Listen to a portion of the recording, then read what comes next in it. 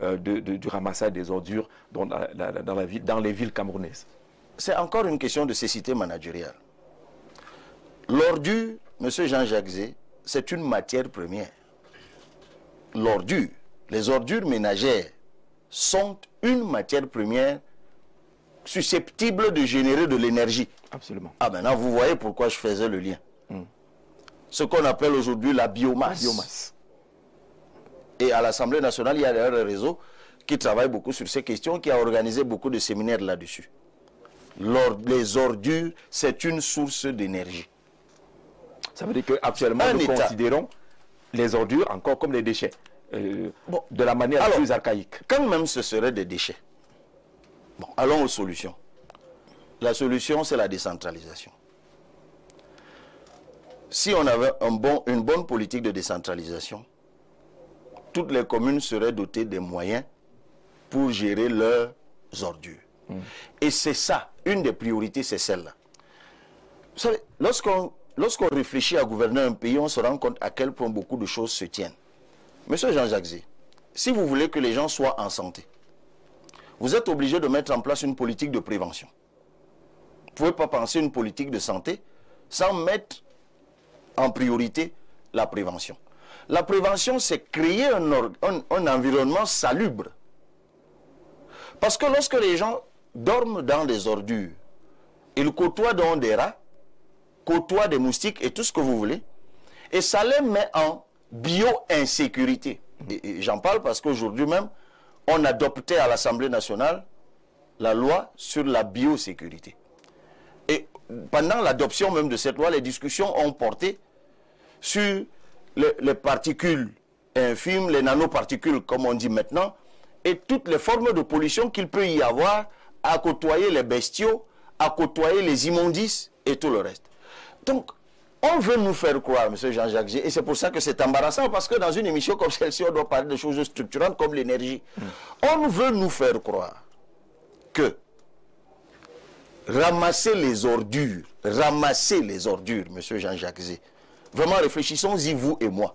Ramasser les ordures, ça veut dire acheter des camions et recruter du personnel qui va d'artère en artère, quartier par quartier, ramasse les ordures, les amène quelque part, les trie, parce qu'il faut derrière des centres de recyclage, les trie, ce qu'on peut récupérer, des centres de tri, je veux dire, on trie, ce qu'on peut récupérer et qu'on peut recycler, on le fait, et le reste, on le transforme en énergie ou alors en toute autre chose, parce qu'aujourd'hui, avec les ordures, on peut même engraisser les sols.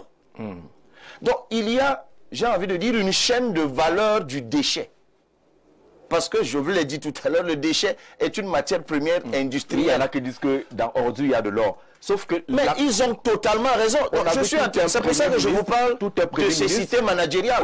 C'est-à-dire que le Premier ministre convoque les acteurs ministériels, les communes et autres pour parler de l'ordure. Et le discours tenu là-bas, c'est que les gens veulent 15 milliards. Si vous nous donnez 15 milliards, on a fini avec cette affaire. Oui, mais parce que c'est l'habitude qu'ils ont. Eh bien, vous verrez que ça finira par là. Parce que ce dont moi je vous parle, moi je vous tiens un discours de rupture. Oui. C'est-à-dire que j'arrive au pouvoir avec une politique publique du déchet. Elle est dans cet ouvrage. Une politique publique des ordures. Parce que le regard que moi je pose sur les ordures ménagères est totalement différent. Moi je ne vois pas en les ordures une opportunité de me faire de l'argent. Je ne vois pas en les ordures une opportunité de braquer l'État. Je ne vois pas en les ordures une opportunité de prébande. Je vois en les ordures une matière première susceptible de régler des problèmes des Camerounais. D'abord, parce que je les enlève, je vous l'ai expliqué tout à l'heure, je crée un environnement sain. Donc les gens sont en santé, ils vivent dans un environnement sain. Et avec ces ordures, je crée de l'énergie. Donc moi, je pose un regard sur l'ordure en termes de valeur ajoutée du déchet. Voilà ce que je vous dis. Et de ce point de vue, 15 milliards, ce n'est pas la mer à boire. Parce que les 15 milliards en question deviennent un investissement. Donc on est d'accord qu'en réalité aujourd'hui, les 15 milliards qu'on demande, c'est pourquoi? C'est pour enlever les ordures. Tout simplement. Et certainement acheter du matériel aussi. Parce que derrière tout ça, je l'ai dit tout à l'heure, il y a des camions. Mais tout cela doit être indexé sur les collectivités territoriales décentralisée. Et donc une décentralisation parfaite. Ça s'inscrit pour nous dans nos villes aujourd'hui. Dans la décentralisation, on donne des compétences et les moyens aux collectivités territoriales décentralisées de ramasser les ordures, de les trier et de les recycler. Aujourd'hui, et il y a de les une sorte de transformer. cacophonie autour de ce sujet. La mairie de la ville dit avoir l'exclusivité de la couverture de tout le territoire. Les textes donnent mandat aux collectivités, aux communes d'arrondissement de le faire. Le ministère de l'Habitat est également là. Il y a des acteurs nombreux dans ce secteur-là qui semblent danser autour des ordures, où on confond pratiquement les textes et les individus, mais on n'a pas avancé. Il y a des jours où on ramasse un peu 2 ou 3, le lendemain on retrouve les mêmes poubelles. On n'a pas avancé. Mais on ne va pas avancer, ce n'est pas nouveau. Si vous êtes à Yaoundé depuis un certain nombre d'années, vous savez que c'est cyclique. À un moment, on vit dans des ordures. À un moment, ils trouvent une solution d'urgence.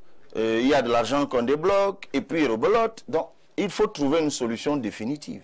Alors, parlons de vous. Et c'est celle dont moi je vous parle. Parlons de vous, Cabral Libye. Lorsqu'on préparait cette émission, on a un internaute qui nous a écrit